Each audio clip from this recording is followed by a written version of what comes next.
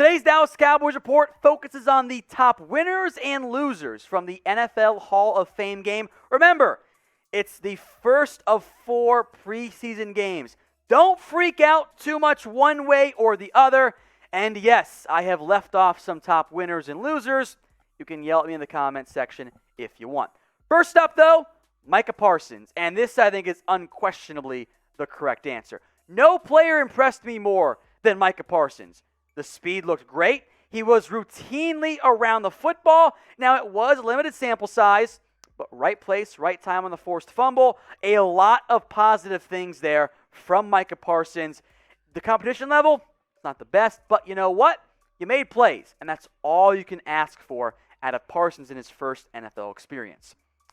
Offensively, I liked Rico Dowdle quite a bit. I thought that Dowdle played very well, and I feel comfortable with him as RB3. Again, just one game, but I thought he was always going to be RB3 for this team. 8 carries, 43 yards. He looked pretty solid, involved in the pass-catching game as well. Also offers some special teams value.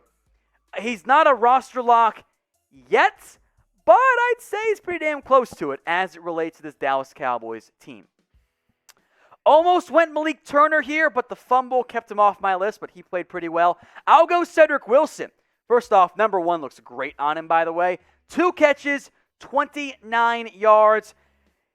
From the guys out there on the field, Cedric Wilson, Noah Brown, Simi Fehoko, Malik Turner, the UDFA's guys, Wilson looked like the best receiver to me. I will give Malik Turner credit here, honorable mention as well, but I think Wilson played very well in this game. Now, his contract could cause issues for one Stephen Jones, who wants to go so cheap, but he looked good. The punt return value is still there. I liked what I saw out of Wilson, and again, honorable mention towards Malik Turner. If it wasn't for the fumble, he would have made this list unquestionably. So we're not done yet with my winners list, but who do you think is the biggest winner from the Hall of Fame game? Get your votes in for me right now in the comments section. If you get the ad break here on YouTube, scroll on down and get your votes in. This question is the pinned comment on today's video. I will now group both tight ends together here. Sean McEwen and Dalton Schultz. Both guys were able to show some ability. McEwen looks like the clear favorite to be tight end 3 right now for this team. 2 catches, 26 yards, got open, did, I thought, a decent job blocking as well. I feel pretty good about a potential second-year leap for the guy who didn't play much at all, and frankly didn't play at all last season. So I think McEwen right now, your favorite to be tight end number 3. Next up, Dalton Schultz. And again, Blake Jarwin did not play. Helps out Dalton Schultz as well. 1 reception, 15 yards, barely played at all. But when he did, he looked good. Some after-the-catch ability as well. Thumbs up for me for Dalton Schultz. He might be the favorite to be tight end 1, depending on how much impact Jarwin can have in the very near future. Next up, Shewo Olanalua, the running back / fullback. The reason why I put him on here mostly, his usage over Jaquan Hardy, over Brendan Knox. Olanalua, as a fullback and a running back, was involved in this game. He was really simultaneously RB3 and fullback 1. That matters. That gives him an opportunity to make an impact as maybe the 53rd guy on this roster. So I think Shewo is gunning for a roster spot right now. Not guaranteed to get one, but he's in a pretty decent spot as we sit right now. At least has a chance to make a run. So I liked what I saw of him in this game. Finally, Maurice Kennedy. And you can throw in Deshaun Wright too if you want. That's quite okay with me. In terms of the impact that he was able to have, I thought Wright played pretty well. But I was very much impressed here by the performance out of Maurice Kennedy. Now, it was actually 1 tackle for loss. Shout out ESPN for listing 4. It was very weird. It got producer Sam. It's okay. It's not a big deal. He moved around pretty well. Jordan Lewis did not play. Kennedy is pushing for a roster spot, much like Shewo Olanalua. And I wonder if Kennedy actually might be able to make it work out. So I wanted to mention both Kennedy and Wright. I didn't want to do too many pluses, so I went with just Kennedy here. But Wright, Kennedy, even Kelvin Joseph, they all fared pretty well. Reggie Robinson, maybe not so much, but we'll get to losers later on. Overall, those were some of the top guys that stood out to me as it relates to the Cowboys Hall of Fame game winners. Losers coming up, but first, you can be a winner by betting on or against, if you want to get crazy, the Dallas Cowboys this year. Head over to chatsports.com/bet. Use promo code Cowboys125. When you do that, this will give you a 125% deposit bonus. That's chatsports.com/bet.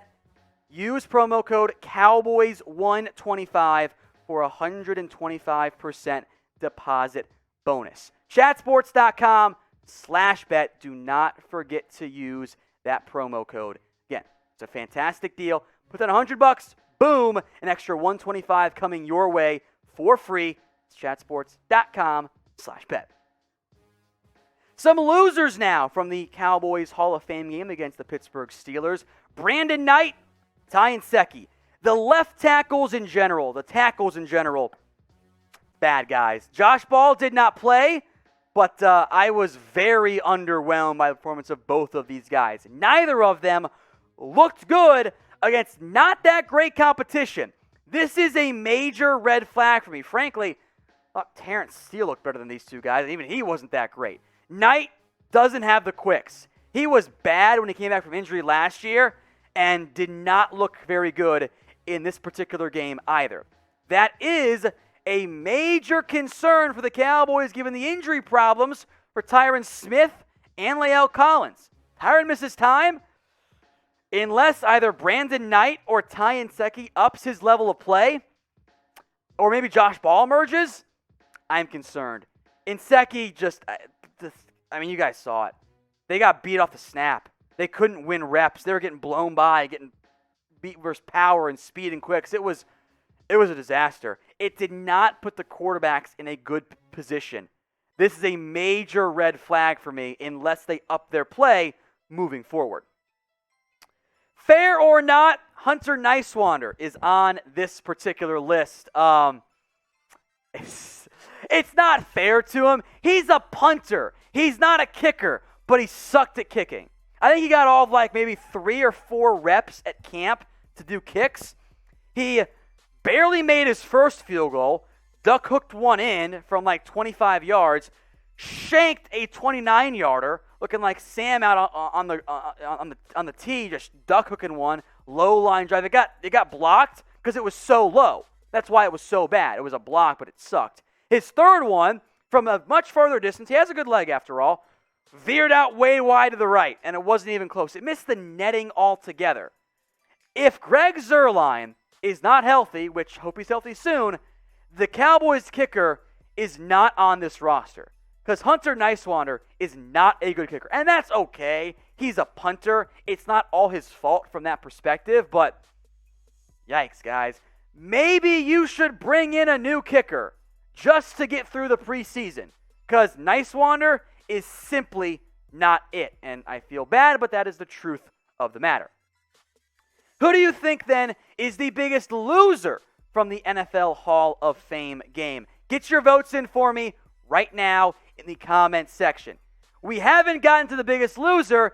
He's coming up in a second, but get your votes in right now. How about DiNucci? And look, I've tried to warn you guys before. DiNucci's not good. He's not an NFL caliber quarterback. We saw that last year. He's not a good football player. And it's not all his fault. The O-line is bad when we get to the third and fourth string. But despite the occasional nice sidearm arm strength throw, it's clear DiNucci's not that guy. He cannot be somebody that you bank on playing. Frankly, I think he has to go earn a practice squad spot right now. I'm not going to give him one, even though maybe Mike McCarthy feels a little bit different. Next up, the pass rush. And we can go to the depth chart here too, Sam, if we want. Where was it? It was not there. And I get it, you're playing your backups, but there was no pass rush in this game. It did not exist for this effort. I get it. Tank Lawrence, Neville Gallimore barely played. Brent Irvin's a run stopper. There was no Randy Gregory. Basham and Armstrong, Where were they? Bradley and I, a loser himself because he missed time in this one, didn't even get a chance to play. Azur Kamara, what's he doing? Rondell Carter, no real impact there. A couple of decent run stops from those guys.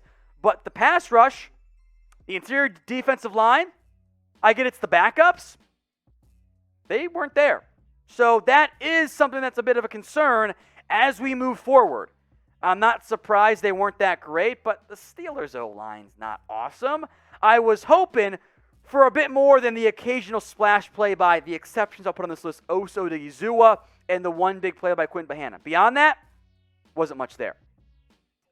I want you guys to subscribe for more free Cowboys videos. We got them coming out pretty much every single day, sometimes multiple times a day.